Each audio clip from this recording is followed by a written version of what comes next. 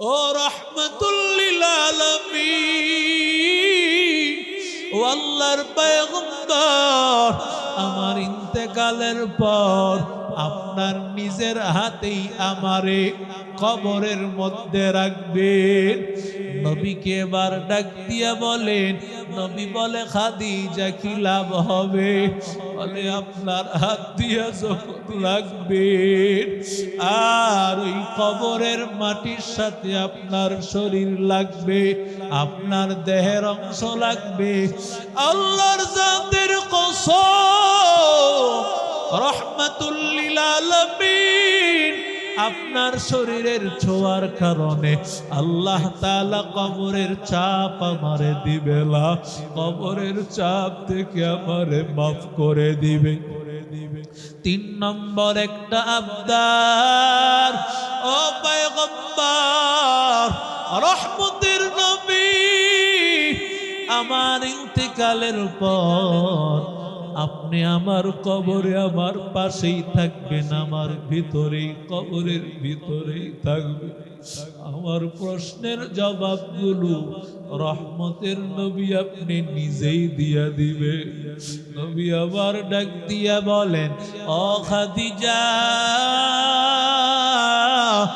ও খাদিজা, এটা সম্ভব হবে না রে খাদিজা, কি করে তোমার প্রশ্নের জবাব দিব? কারণ যার যার জবাব তার তারই দিতে হবে। কবরে আমি নবীর পরিচয় চলবে না, কবরে তোমার নেক আমলের পরিচয় চলবে, তোমার নামাজ রোজা, তোমার তাসবিহ, তোমার পর্দা, তোমার সব আমলের পরিচয় চলবে, আর কিছুই চলবে না রে খাদিজা। এবার খাদিজা ডাক দিয়ে বলে, নবী যদি তাই হয়, নবী গো, আমার কবরে দাফন করার পর আপনি আমার কবরের পাশে দীর্ঘক্ষণ বসে থাকবেন।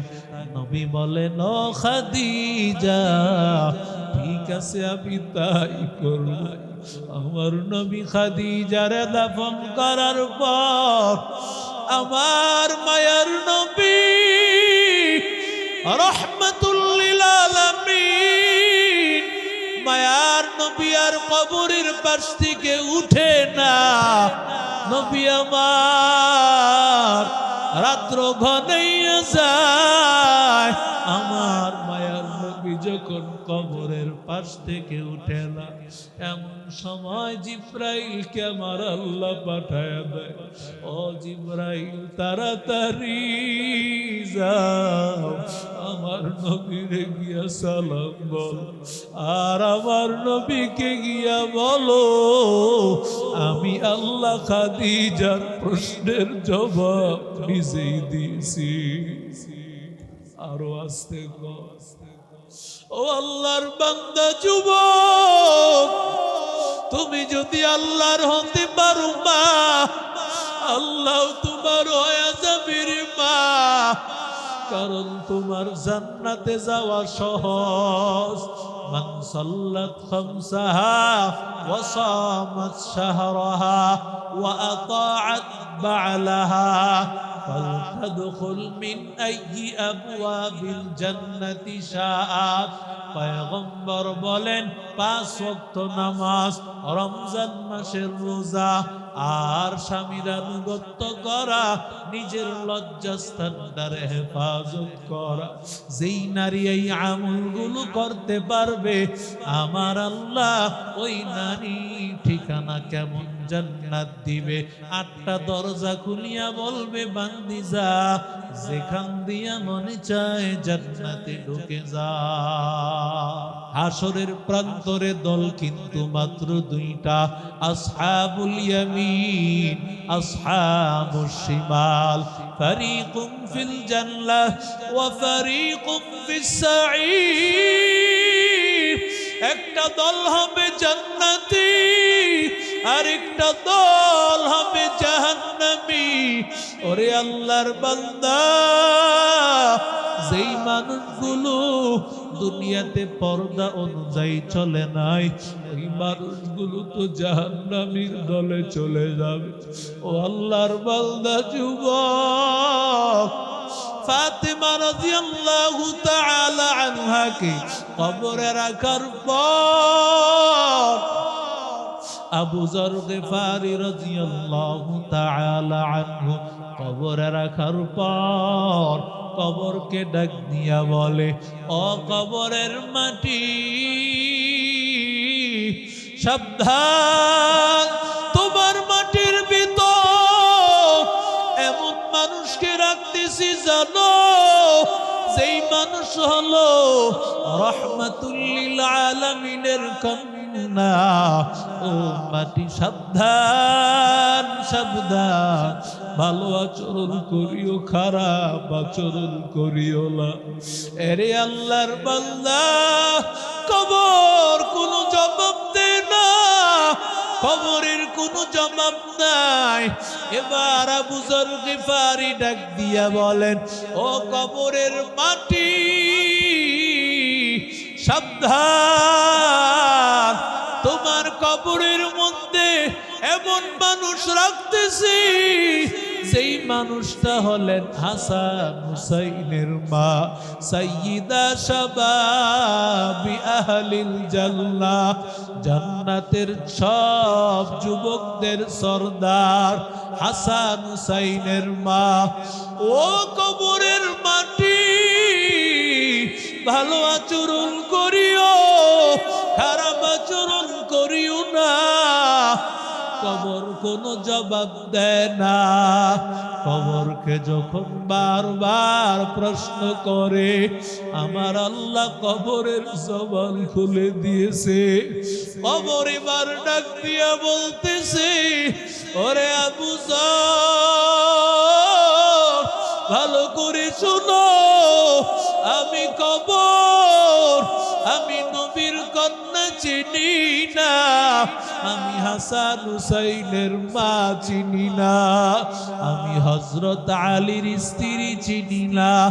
আমার ঘরের মধ্যে যদি ভালো আমল নিয়ে আসে, আমি তার সাথে ভালো আচরণ করব, আর যদি আমার ভিতরে ভালো আমল নিয়ে না আসে, আমি কবর, তার সাথে সবচাইতে খারাপ আচরণ করব।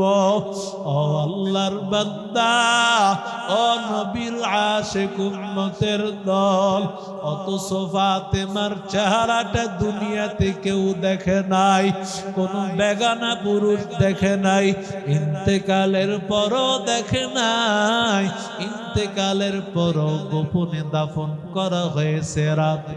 ও আল্লাহর বান্দা, এরপরও মালিকের ভয়, আমার আল্লাহর ভয়, কারণ জানি না আমার মালিক, আমার আল্লাহ না জানি কি করে। ও আল্লাহর বান্দা, খাদিজাতুল কুবরা রাদিয়াল্লাহু তাআলা আনহা, হঠাৎ করিয়া খাদিজা ইন্তেকালের আগে বড় পেরেশান হয়ে গেলেন। খাদিজা ডাক দিয়া বলে, নবী, আমার বড় টেনশন। আল্লাহর নবী ডাক দিয়া বলে, ও খাদিজা, কেন টেনশন করতেছো? আল্লাহর নবীকে ডাক দিয়া বলেন, ও পয়গম্বর, আমার জীবদ্দশায় আপনার উপর কোনো বেঈমানের আঘাত করার ক্ষমতা নাই। আমি খাদিজার কারণে ফুলের টোকা দেওয়ার সাহস কারো নাই। ও পয়গম্বর, জানি না আমার ইন্তেকালের পর আপনার উপর কারা আঘাত করবে। হয়তো বাবা নবী, কাফির আর বেঈমানের দল আপনার উপর হয়তো বা আঘাত করবে। আরেকটা আবদার পয়গম্বর, আমার ইন্তেকালের পর আমার এই কাফনের কাপড়টা আপনার জুব্বা মোবারক দিয়া দিবে। খাদিজাকে ডাক দিয়া বলে, খাদিজা কেন এই কথা বলতেছো? নবী আমার এই কথা বলার পর খাদিজা ডাক দিয়া বলে, না পয়গম্বর, কারণ আপনার জুব্বা মুবারক আমার শরীরের সাথে লাগলে আমার আল্লাহ জাহান্নামের আগুন হারাম করে দিবে। আমি চাই আপনার কাপড় নিয়ে পয়গম্বর আমি কবরের মধ্যে ঘুমাইলে কবরের চাপ হবে না। আমার নবী ডাক দিয়া কয়, ও খাদিজা, আমি আমার জুব্বা দিয়াই তোমার কাফন পরাইব। আল্লাহর নবীকে ডাক দিয়া বলি, পয়গম্বর ও রাহমাতুল লিল আলামিন, ও আল্লাহর পয়গম্বর, আমার ইন্তেকালের পর আপনার নিজের হাতেই আমারে কবরের মধ্যে রাখবেন। নবীকে এবার ডাক দিয়া বলেন, নবী বলে, খাদিজা কি লাভ হবে? বলে, আপনার হাত দিয়া যখন লাগবেন আর ওই কবরের মাটির সাথে আপনার শরীর লাগবে, আপনার দেহের অংশ লাগবে, আল্লাহর জাতের কসম, রাহমাতুল লিল আলামিন, আপনার শরীরের ছোঁয়ার কারণে আল্লাহ তাআলা কবরের চাপ আমারে দিবে না, কবরের চাপ থেকে আমারে মাফ করে দিবে। 3 নম্বর একটা আবদার, ও পয়গম্বর রহমতের নবী, আমার ইন্তেকালের পর আপনি আমার কবরে আমার পাশেই থাকবেন, আমার ভিতরেই, কবরের ভিতরেই থাকবেন। আমার প্রশ্নের জবাবগুলো রহমতের নবী আপনি নিজেই দিয়া দিবে। নবী আবার ডাক দিয়া বলেন, ও খাদিজা, ও খাদিজা, এটা সম্ভব হবে না রে খাদিজা, কি করে তোমার প্রশ্নের জবাব দিব? কারণ যার যার জবাব তার তারই দিতে হবে।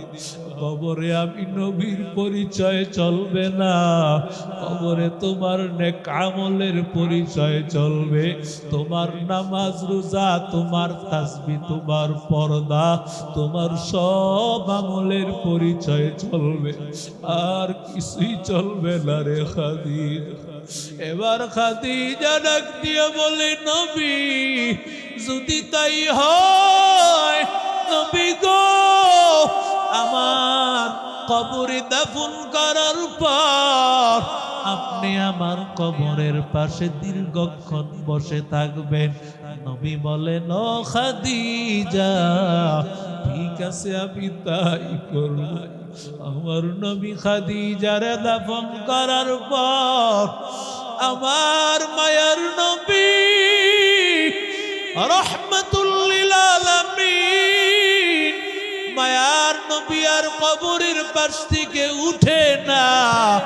নবী আমার রাত্র ঘনাইয়া যায়, আমার মায়ার নবী যখন কবরের পাশ থেকে উঠে না, এমন সময় জিব্রাইলকে আমার আল্লাহ পাঠায় দেয়, ও জিব্রাইল তাড়াতাড়ি যাও, আমার নবীরে গিয়া সালাম বল, আর আমার নবীকে গিয়া বলো আমি আল্লাহ খাদিজার প্রশ্নের জবাব নিজেই দিয়েছি। আরো আস্তে গো, ও আল্লাহর বান্দা যুবক, তুমি যদি আল্লাহর হতে পারো মা, আল্লাহ তোমার হয়ে যাবে রে মা, কারণ তোমার জান্নাতে যাওয়া সহজ, মান সাল্লাত খামসাহা ওয়া সামাত শাহরাহা ওয়া আতাআত বা'লাহা فلتدخل من أي أبواب الجنة شاءت পয়গম্বর বলেন 5 ওয়াক্ত নামাজ, রমজান মাসের রোজা আর স্বামীর আনুগত্য করা, নিজের লজ্জাস্থানটার হেফাজত করা, যেই নারী এই আমলগুলো করতে পারবে আমার আল্লাহ ওই নারী ঠিকানা কেমন জান্নাত দিবে। 8টা দরজা খুলিয়া বলবে বান্দি যা, যেখান দিয়া মনে চায় জান্নাতে ঢুকে যা। এরে আল্লাহর বান্দা যুবক, ইয়া আইয়ুহান নাস ইন্না ওয়া'দাল্লাহি হক ফালা তাগুররান্নাকুমুল হায়াতুদ দুনিয়া ওয়ালা ইয়াগুররান্নাকুম বিল্লাহিল গরুর। আল্লাহ বলেন ও দুনিয়ার মানুষের দল, দুনিয়ার সব কিছু ধোঁকা। আমার আল্লাহ যেই ওয়াদা করেছে, যদি আমার আল্লাহকে রাজি করতে পারো, গুনাহ সারিয়া নেক আমল ধরিয়া, আমার মালিক আল্লাহকে যদি রাজি করতে পারো, ও আল্লাহর বান্দা আমার আল্লাহকে যদি রাজি করতে পারো, চক্ষুটা বন্ধ হতে দেরি হবে, তোমার জন্য জান্নাতের দরজা খুলতে দেরি হবে না। কারণ ওয়ামাল হায়াতুদ দুনিয়া ইল্লা মাতাউল গুরুর। আল্লাহ বলেন দুনিয়া সব ধোঁকা, ওয়া ইন্নাদ দারাল আখিরাতা লাহিয়াল হায়াওয়ান। আসল ঘর তো হলো হাসরের ঘর, আসল ঘর তো হলো জান্নাতের ঘর। ওই ঘরের মালিক যদি হতে চাও, দুনিয়া সারা লাগবে, আমার মাওলার পরিচয় নেওয়া লাগবে। আমার মালিকের পরিচয় নিয়া কবরের দিকে আগাইও। দুনিয়ার ধোঁকায় পড়ে থাকি ওনারে যুবক, আল্লাহর কাছে ওয়াদা কর, আর মালিকের নাফরমানি করবি না, আর গুনাহের রাস্তায় চলবা না, নবীরে কষ্ট দিবা না, মা বাবারে কষ্ট দিবা না। দুনিয়ার বান্দা আল্লাহর জান্নাতের রাস্তায় চলবা। যতদিন আল্লাহ বাঁচায় রাখে আলেমদের বিরোধিতা করবা না, আল্লাহওয়ালাদের বিরোধিতা করবা না, নেক মানুষের পেছনে পেছনে দৌড়াইবা, আল্লাহ তোমার সম্মান বাড়ায় দিবে। ওরে আল্লাহর বান্দা, মা বাবার কথা বলিও না, কারণ যেই মা বাবা তোমার এত কষ্ট করে লালন করেছে, ওই মা বাবার জন্য কবরের পাশে দাঁড়াইয়া চোখের পানি ফালাইয়া কান্না করিও। ওই মা বাবারে ভুলিও না। সেই মা বাবায় নিজে না খাইয়া তোমারে খাওয়াইছে, নিজে ভালো পোশাকটা না পরিয়া তোমারে পরাইছে, কত রাতের পর রাত মায়ে কষ্ট করেছে। ওই মাকে কিভাবে ভুলিয়া যাও? ওই মায়ের জন্য মহাব্বত আর ভালোবাসা থাকবে বাল্লা। যদি মা বাবায় থাকে খেদমত করিও, জান্নাতটা কামাইও। মা বাবা যদি দুনিয়াতে না থাকে, ও আল্লাহর বান্দা, ওই মা বাবার কবরের পাশে গিয়া মাপ চাইও, মা বাবার জন্য দোয়া করিও, 5 ওয়াক্ত নামাজ পড়িয়া দোয়া করিও। আর সুযোগ পাইলে বান্দা মাঝে মধ্যে কিছু দান আর সদকা করিও, কারণ এই দান সদকা গুলো মা বাবার কবরের মধ্যে আল্লাহ ডাইরেক্ট সওয়াব পৌঁছায়া দেয়। আল্লাহর বান্দা, আল্লাহ তাআলা যেন আমাকে আপনাকে কবুল করেন, আল্লাহ যেন দ্বীনের রাস্তায় সবাইকে কবুল করেন।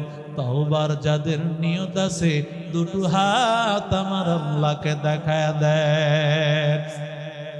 আয় আল্লাহ আমাদেরকে কবুল করে নেন।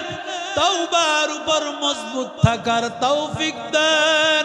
আয় আল্লাহ, ঈমান আমল অনুযায়ী আমাদেরকে মাওলা মৃত্যু পর্যন্ত চলার তৌফিক দান করেন আল্লাহ। তোমার আল্লাহকে রাজি করাইয়া কবরে যাওয়ার তৌফিক দান করেন। আমিন।